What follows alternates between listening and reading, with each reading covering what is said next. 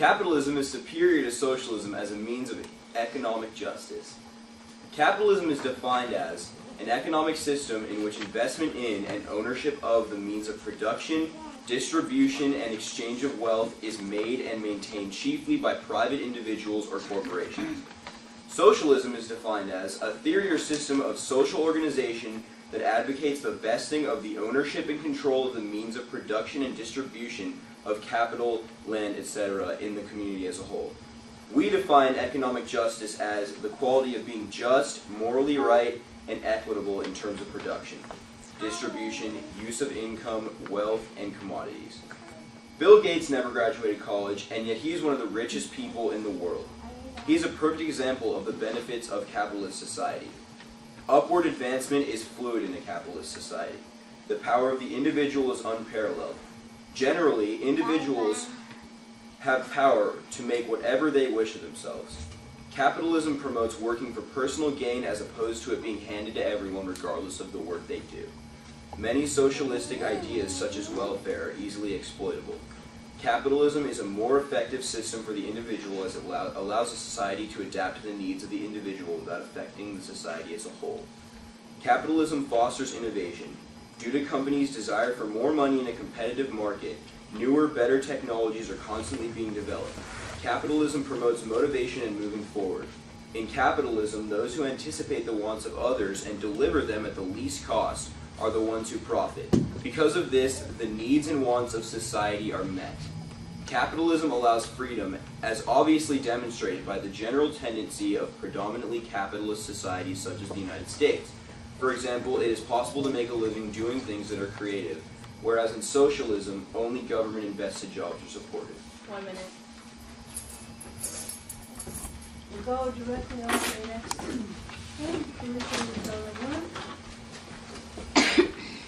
Pure capitalism is an economic system in which investment and ownership of means of production, distribution, and exchange of wealth is made and maintained by an individual.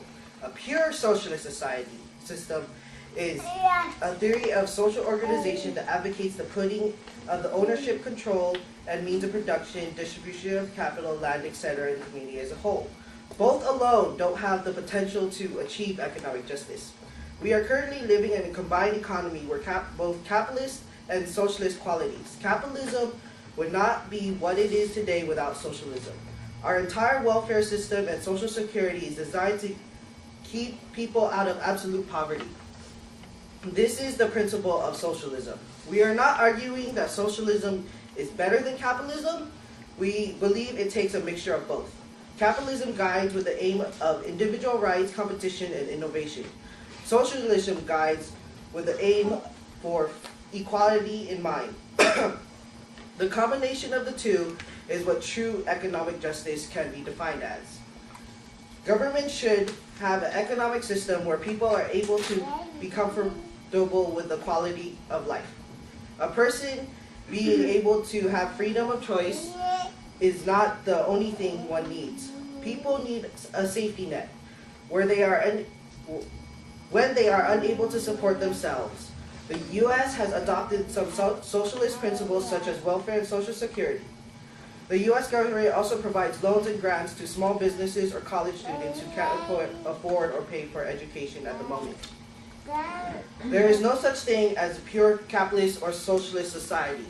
The two have had to coexist and adopt principles from each other to achieve economic justice. America is second next to the European Union in GDP. The European Union has also adopted principles of socialism and capitalism, such as the free market economy with a universal healthcare system. GDP per capita is the average amount of money a person makes in the country. China is a country that used to have a socialist-based economy. In the beginning of the change of the socialist system, China underwent a period called the Great Leap Forward, when Mao Zedong tried to further the country's steel production. It was a complete failure. Mao focused on the production of farming to steel production, and as a result, there was famine. This is one instance of pure socialist society. Now China has adopted free market and is the fourth strongest GDP rate in the world. 5 seconds. Okay, now we will go directly to the pro, asking one question, moving to the con, asking one question, and the pro another question, and the con another question. The time will start when the question answers, when the answers are started. But the questions must be asked quickly, otherwise you will forfeit your question. So I can go ahead. Is your argument that welfare is economically just? No, that's not our argument. Our argument is that it takes both capitalist and socialist qualities in a government and an economic system to be just. And we believe that with capitalism's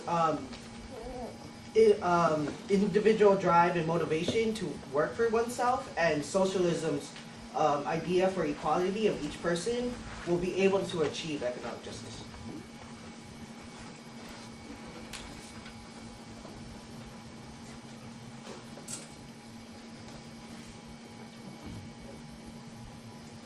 Okay, yeah, go right ahead. Okay, you defined economic justice as being just and morally right. Could you give me an example of that, please? Yeah. Well, in capitalism, for instance, people work for what they get, and it's just and morally right that someone gets rewarded for the work they do, when in socialism someone can do absolutely no work and get it's the same as someone who works really hard.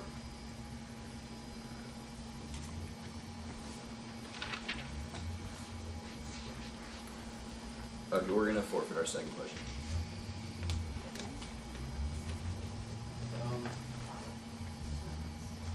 My opponent stated that in capitalist systems, individuals such as Bill Gates, who don't go to college, are able to further themselves and become as successful as Bill Gates, even though he was a billionaire. And my opponent stated that this is what was economically just. Can you explain to me how a person who doesn't go to college can achieve that kind of like money when people spend years of their lives going to college and spend thousands of dollars, and then often half the time have to spend thousands more dollars of their income after their college, and spend years of their lives having to pay that off.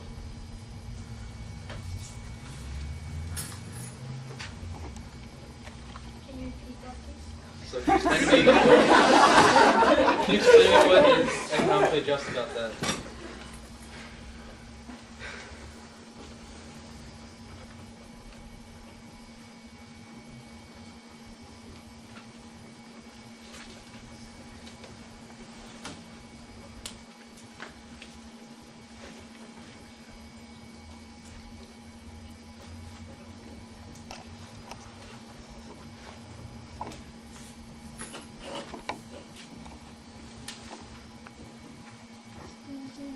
The argument we were making was that capitalism gives the freedom to make the choice necessary to reach personal goals. So in this case, Bill Gates had the freedom of choice to do what he wanted and pursue the positions he had right now. Okay. Now, and we need complete silence in the audience during this. They will have 2 minutes to confer and prepare their rebuttal argument. Are we supposed to stand for this part? No. Okay. My opponent simply presented a compromise. They did not present the idea that capitalism is not superior to socialism.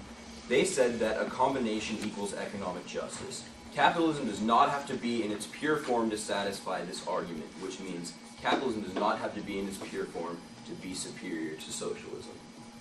It's not the fault of capitalism that people do not take advantage of mandatory education. And it's not the fault of capitalism that people don't manage their money well.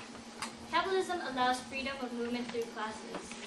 If some people are paid few sums, that is because other people believe they have unique talents which are worth paying for.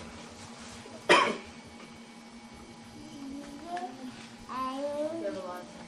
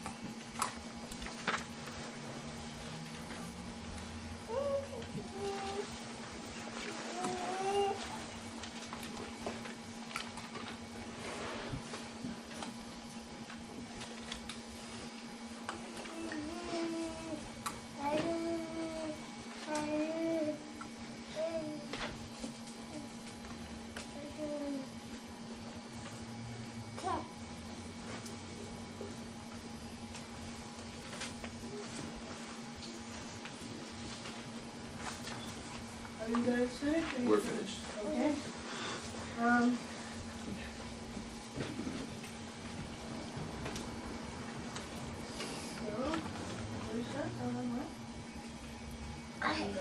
Okay, so our opponent stated that we are arguing that we are not for economic justice and we are being as a compromise.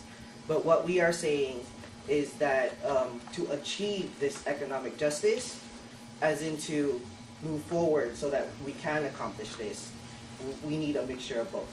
And by having individuals who can't actually don't take the opportunity, sometimes some of them don't have the chance to take the opportunity because either it's a disability or over age, and that's how our welfare system and Social Security works, so that they are able to pay for a decent living style. It's also, like, for example, the United States and China both have adopted like China, for example, which is a socialist country, has adopted a free market, which is capitalist principle, and the United States has adopted healthcare systems such as welfare and Social Security that keep people from absolute poverty, which is also the way that you can achieve economic justice. Also, pure capitalism is a form that awards people in perverse ways, such as football players and chief executives who can earn millions of dollars, if not hundreds of thousands, when a nurse or someone of that kind of importance, a firefighter, can only make a tenth of that, if not less. And also, another union, the European Union, they are a capitalist-based system, and they have nationalized universal health care, which gives health care to any person, and they don't have insurance companies competing for each other, and it gives everyone a chance to get this health care for them. And everyone, it's universal health care is ideal of socialism, where everyone's being taken care of and everything is being distributed equally. My opponents have also stated that people who don't work get money, and that's not fair in a society. But what about people who can't work, people who are disabled? In socialist principles, it is designed to take care of that for the well-being of all men or none. And so people who can't work are taken care of, unlike in a pure capitalist system where there would be a lot more homeless or much more poverty levels. But because the poverty levels, because the United States has adopted a system of welfare and Social Security, the United States GDP per capita is only 4.8%.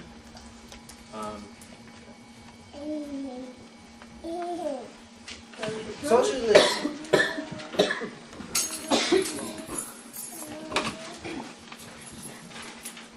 My opponent stated that welfare keeps people from poverty, but people keep themselves from poverty by taking advantage of what capitalism offers them.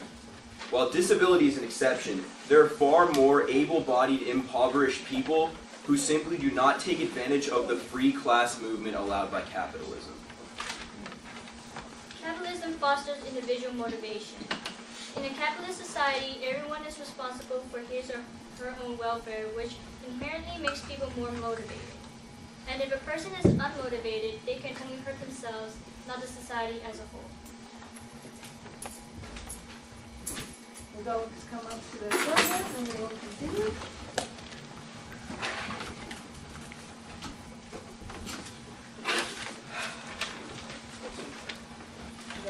Okay, so we believe that this mixture of both will be able to achieve this economic justice where everyone is able to be comfortable with their quality of life.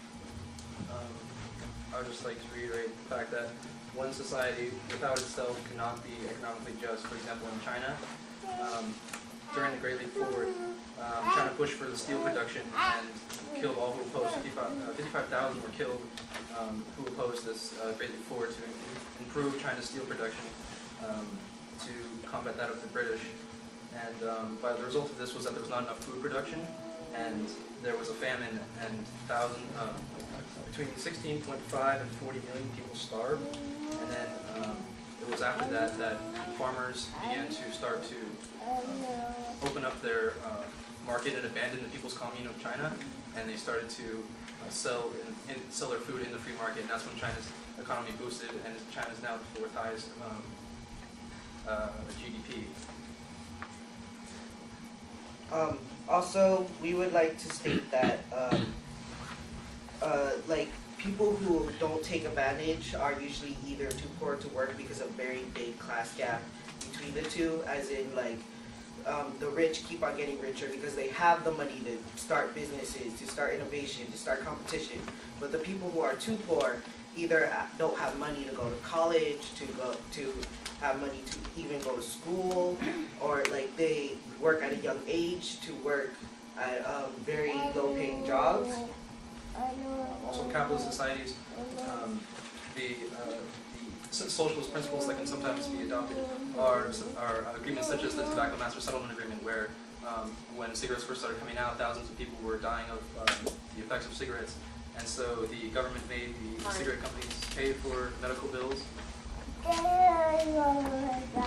Okay.